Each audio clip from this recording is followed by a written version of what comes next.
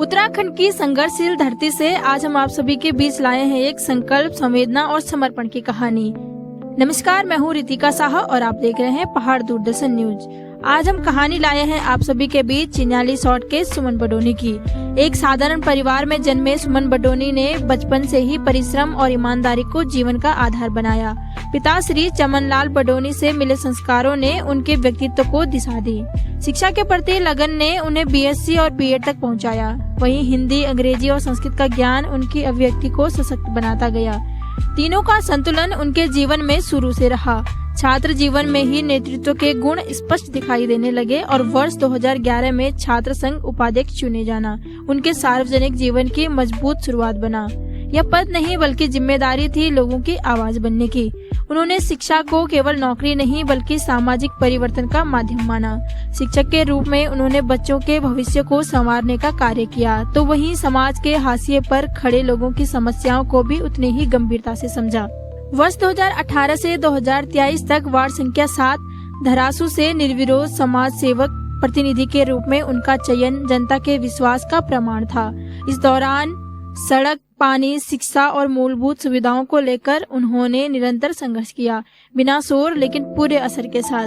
कोविड-19 महामारी के कठिन दौर में जब हर कोई अपने अपने घरों तक सीमित था, सुमन बडोनी सेवा के लिए सड़कों पर खड़े दिखाई दिए। राहत, जागरूकता, समन्वय और सहयोग, हर स्तर पर उन्होंने प्रशासन और जनता के बीच सेतु बनकर कार्य किया। उनके इन प्रयासों को जिला प्रशासन एवं विभिन्न संस्थाओं द्वारा सम्मान भी मिला।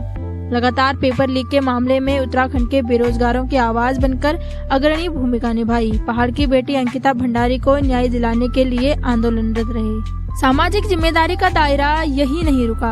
उत्तरकाशी पुलिस के साथ डिजिटल वॉलंटियर के रूप में जुड़कर उन्होंने जन जागरूकता और साइबर सुरक्षा जैसे विषयों पर महत्वपूर्ण योगदान दिया, जिसके लिए उन्हें पुलिस विभाग द्वारा भी सम्मानित किया गया। क्षेत्र की वर्षों पुरानी पेयजल समस्या को लेकर उनका संघर्ष विशेष रूप से उल्लेखनीय है। शांतिपूर्ण आंदोलन, संवाद और अनशन के माध्यम से उन्होंने प्रशासन का ध्यान इस गंभीर समस्या की ओर आकर्षित किया। परिणाम स्वरूप क्षेत्र को नई पेयजल योजना मिली, जिससे हजारों परिवारों के जीवन को राहत दी। वर्तमान में यमुनोत्री विधानसभा क्षेत्र चौमुखी विकास के लिए कर्तव्य पथ पर अग्रसर है। इनका मानना है कि यमुनोत्री विधानसभा में शिक्षा, स्वास्थ्य, रोजगार और सड़क की बदहाली को दुरुस्त किया जाएगा। इसीलिए यह यमुनोत्री विधानसभा से विधानसभा चुनाव में भागीदारी सुनिश्चित करेंगे। सुमन बडोनी का जीवन यह सिद्ध करता है कि राजनीति सत्ता की नहीं, सेवा की राह हो सकती है। आध्यात्मिक सोच और सकारात्मक दृष्टिकोण के साथ वे आज भी समाज, शिक्षा और जनहित के लिए निरंतर कार्यरत हैं। जब इरादे नेक हो, सोच जन कल्याण की हो और कदम सेवा की दिशा में हो, एक साधारण व्यक्ति भी समाज के लिए असाधारण बन जाता है।